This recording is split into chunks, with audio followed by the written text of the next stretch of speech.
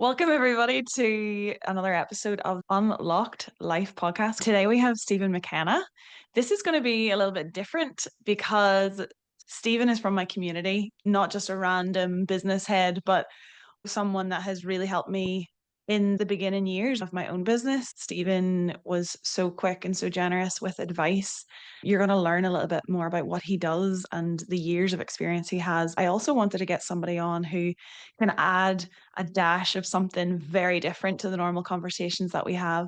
Because it is the Unlocked Life podcast, of course, we're going to talk business, entrepreneurship tips, advice from Stephen, but I always want to bring the conversation round to the actual human, the journey that Stephen, you've gone through yourself from not just going from A to B, but what were the steps in between? What are the mindsets, the shifts that you had to adopt? What does life and unlocked life look for you now versus 10 years ago versus your vision for the future? So all of that stuff will come into it today.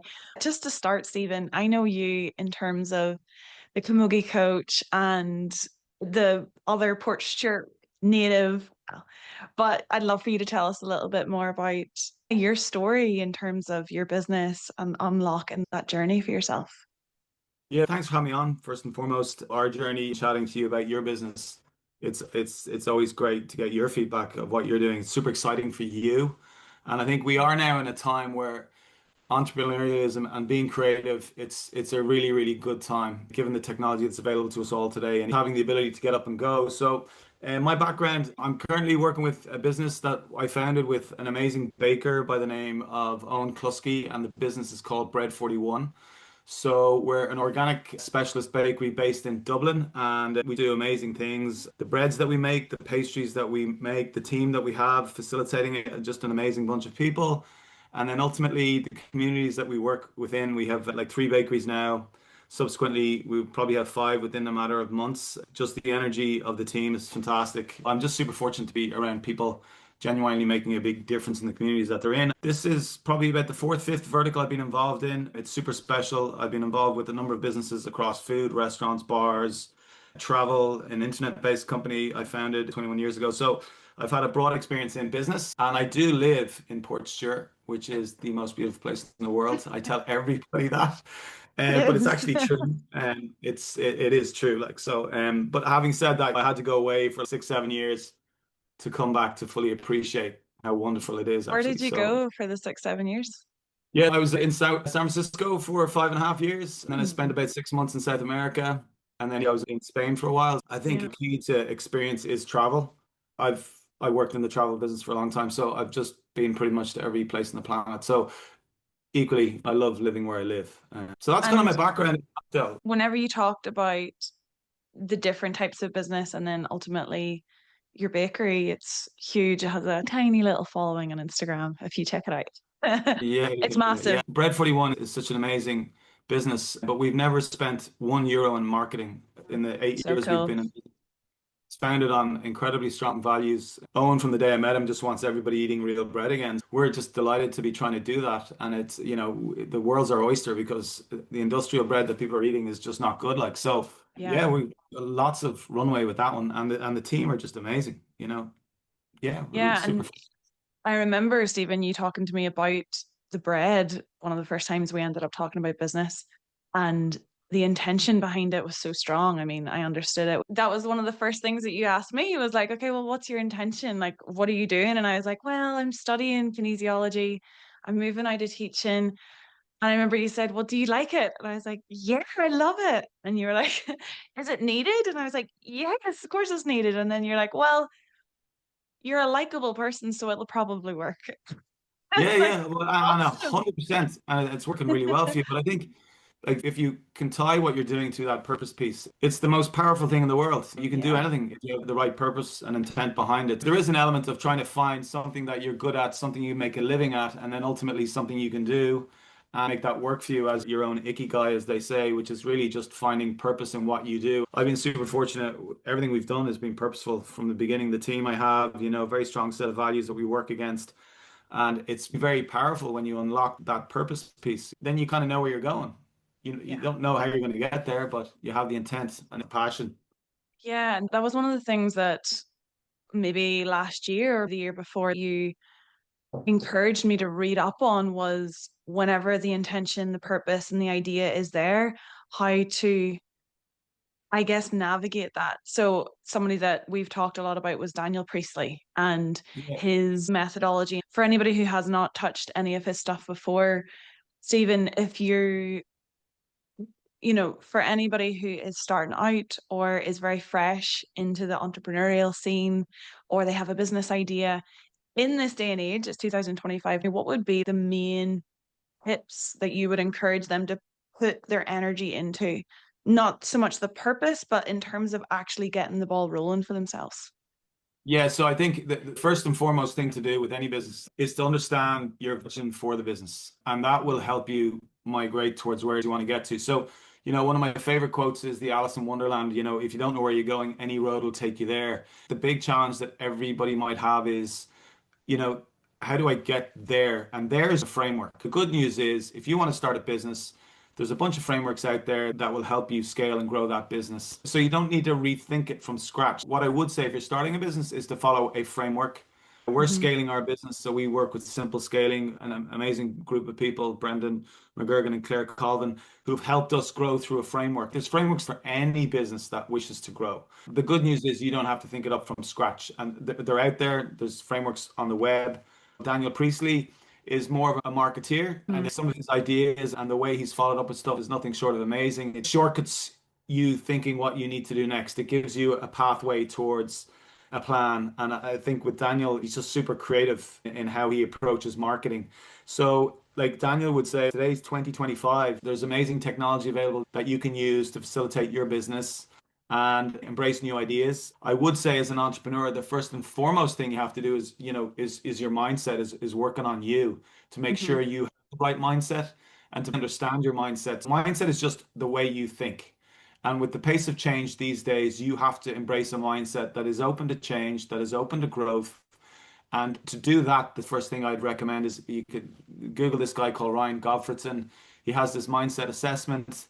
Do the assessment. It takes a couple of minutes. It'll come back. It'll tell you what you need to work on. You need to know what mindset you have.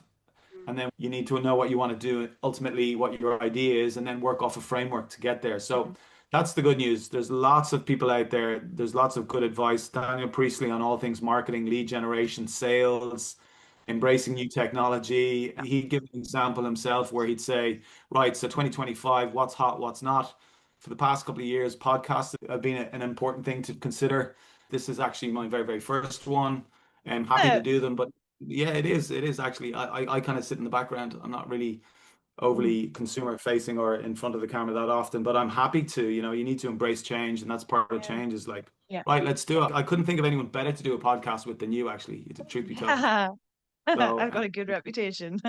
I just, yeah, you're on it. So yeah, Mhm. delighted to be here. You mentioned there, Stephen, about the mindsets. I know there's going to be people listening thinking, oh, I thought it was just positive mindset or negative mindset. I'd love to hear a little bit more about what are the different types of mindsets and how do they actually affect how you operate or how you believe your business can go.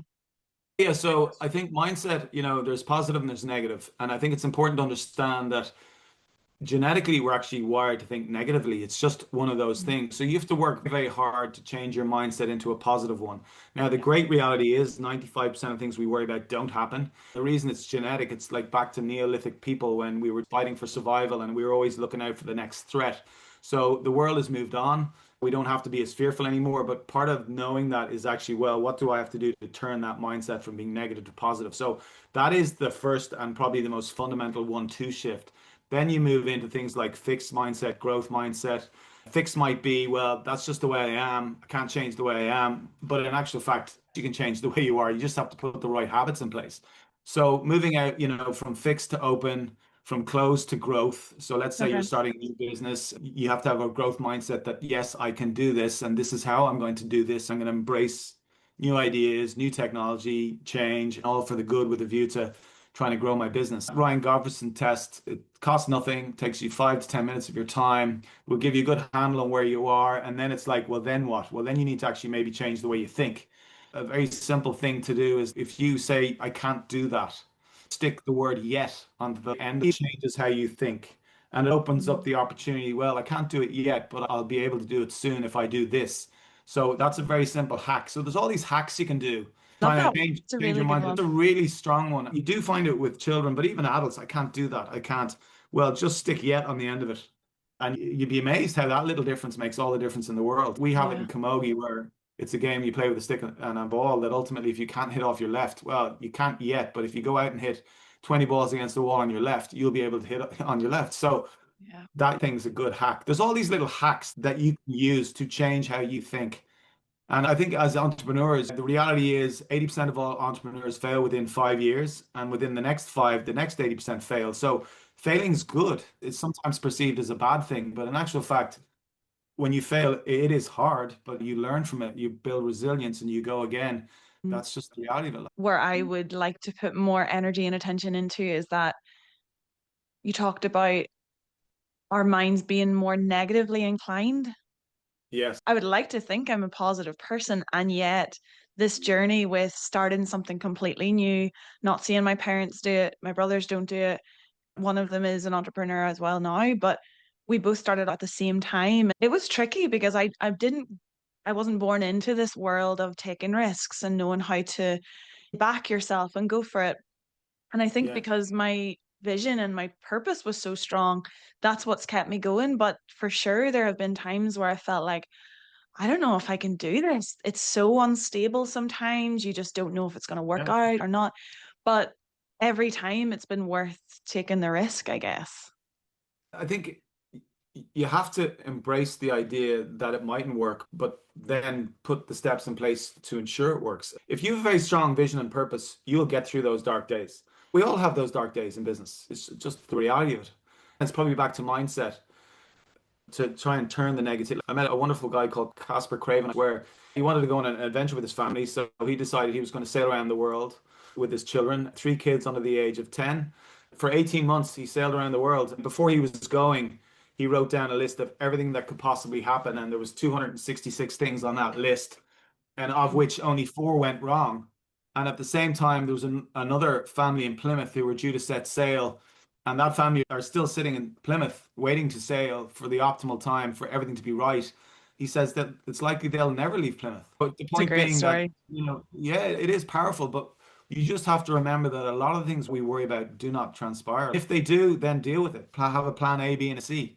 And for entrepreneurs, there's going to be a lot more of us being entrepreneurs into the future with the way Yeah. technology is today. It enables it, but equally, some of the menial stuff with AI won't be relevant anymore. The great news is that all that stuff will be taken off people's hands, but then the creativity that we can use it for will just lead to a whole new host of us being entrepreneurs and following what we want to do in life. Yeah. Great opportunity, Yeah. really. I listened to something a few days ago and it was speaking on the idea that as time goes on, humans are going to be spending less time doing things they don't want to do or that are mundane or a waste of time. We're funneling more of our energy into what is so aligned with me, what like lights me up, what am I good at, what's enjoyable, Yeah. which is so exciting. That is so exciting. And I think that's really important in business is to understand there's a who for the how. If your skills aren't inclined towards a specific area of your business, there's somebody you can employ to facilitate that. Instead of getting bogged down in the day-to-day nitty-gritty of that, the stuff that you're not good doing, and equally with your employees, identifying what they're good at and playing to their strengths, and then get somebody in to mitigate the downsides. That's super important. Yeah. And I think AI lends itself to helping us with all of that stuff. People talk about the threat of AI a lot, but they actually fail to use their imagination to see the benefits of it. The benefits of it will be inordinate. Anything Yeah. that takes away those menial tasks on a day-by-day basis, that's a gift, you know? Yeah. So embrace it. Yeah, and as you say, nothing will ever replace human creativity with human 100%. intelligence. I love that. And I think as well, Stephen, you were talking about risk taking and stepping into it. It reminded me of, not just within business, but within clients that I work with, the women in my mastermind. How can we leap or trust that there is something better? If when we feel that dissatisfaction with, yes, in career, sometimes even relationship, friendships, home environment, living lifestyle, whatever it might be, that there is always that we're being called or asked to unlock something else. There is always more to be experienced in this lifetime, I Yeah, believe. yeah. That's one of the things that I wanted to ask you about was amid all of the success in business, I know that you get up to some Success and crazy failure. random stuff. Yeah, I know. What does your current unlocked life feel like? What have you been working toward? What do you enjoy as that unlocked life? Well, to be honest, I've always enjoyed traveling, so I do try to get away whenever I can. I spend a lot of time out in Barcelona and I do these ad hoc mad trips. I think it is all about experiences. I remember when I sold a business back in 2019, my manager said to me, it's about experiences, not the material stuff. I've always known that, but ultimately I've always valued the experiences. So traveling is key for me, Yeah, and while traveling, just doing stuff that's different and yeah, the memories that you keep and that your children have. I'm fortunate that I worked in travel, so I got to travel around the world. Now I travel as often as I can within reason, somewhat mitigated by my managerial position, I might add, but I do try to get away whenever I can.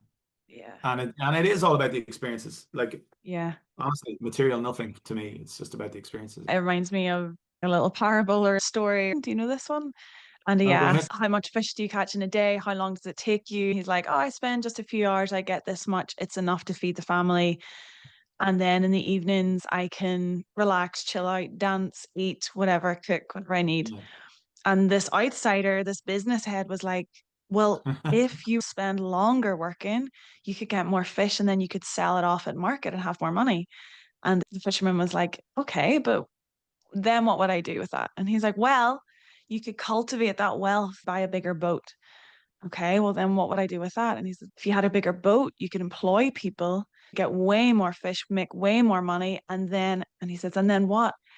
And then he says, well, in, 15, 20 years, then you could retire early. And then what would I do? And he says, well, you could You do relax this? and dance and cook and spend time with your family. The whole idea is what we believe we're working toward now, very often we can't Yeah. experience that now. Like, what is that for you? Is it a waste of Yeah. time, but are you spending so much time trying to get somewhere that potentially already exists in your reality? So that's a beautiful story. And a favorite line of mine is it's about the journey, not the destination. And that's Mm, really what that guy's saying. So your man's encouraging him to work his neck off so that he can ultimately end up being where he is right now without yeah, the stress, the hassle, and enjoying yeah. life. And I think it's very much about that. We need to get up and enjoy every day of it while we have it. It is about the journey, not the destination. I've been involved with maybe six, seven companies now. Thankfully, I've been fortunate enough to work with amazing teams, understanding that each and every day that team is special. Or with your family, my family are so supportive. Debbie, my wife, and the kids, just enjoying as much time as I can with them. Like I drop them to school every day that I'm here. I'll pick Mm. them up. And as you know, they play a lot of sports. So we're massively involved in that. It is about the little things, the simple things, and keeping it simple. Why wouldn't you be like where we live? We're super fortunate. Yeah, and not to stay stagnant or to not aim to grow. Yeah. Absolutely aim to grow, but as exactly what you're saying, enjoy the actual journey, enjoy the risk taking, enjoy the reward, enjoy the challenge. Yeah, enjoy the journey. We talk about the journey, not the destination, and I think enjoying the experience. And I think a lot of it's back to actually mindset and having the right mindset and quick hacks to get you into the right mindset on a daily basis is just gratitude. Wake up in the morning and start with, what you're grateful for, or equally before you go to bed at night. So then ultimately that rewires your brain to actually be thinking in more positive cycles around the day ahead. Really, Yeah, that's about enjoying the journey. We're blessed. So enjoy it yeah, and most definitely be open to change. I'm not mitigating the fact that we need to change as individuals. I love that concept around the S curve that we go through a life cycle as a business, as a product, as a person. Ultimately, you're going to go through a period of growth and then you need to embrace change because the downside of the S is coming and you need to keep on going. yeah. As individuals, always be reading, always be learning, and embracing new tech, new thoughts, new ideas. Would you say, Stephen, in terms of that S curve, so for anybody who's watching, it goes up, it will always come down before it goes back up again. Yeah, I remember you telling me that be prepared to always be shifting, always be changing. And that's something I noticed about you. You're always reading something new, you're always sending around podcasts or sharing ideas and new information with us. I imagine you would recommend. So, the last question that I'll ask you, and this is going to tie in Yeah. with that, is going back to your 30-year-old self. What is probably the most supportive or helpful thing?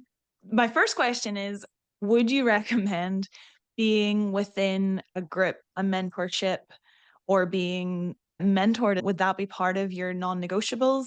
Or is there anything else that you would say to your 30-year-old self who was starting this journey again? Yeah, so, as an entrepreneur or as an individual, I'd say fear not, but fear itself. And that's probably relevant to an individual as well. Ultimately, that's the advice I give myself as a younger Yeah. person. I think I've always been fairly positively inclined. I remember when I was living in San Francisco in a room that I painted metallic silver, the sun would shine in the morning, there were no blinds, and it would just be Mhm.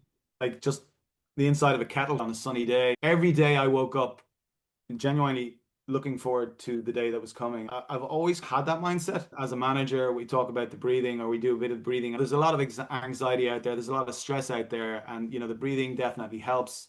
I'm in the sea every day. So I'd probably say to a younger self, embrace the sea. We live by the sea. We're super fortunate, but it costs nothing. And the cold is incredibly good for you. And equally for your Mhm. head, it's just wonderful. So probably a lot of advice I'd say, but generally it's like the worry and the fear and the anxiety Yeah. that I see a lot of.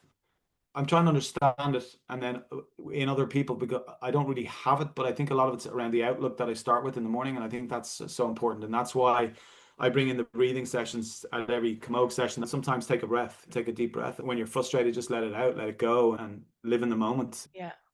Awesome. Fear not, but fear itself is the big one. If we That's could embrace that, that would change so much. Yeah, it's actually one of my favorite quotes of all time. Class.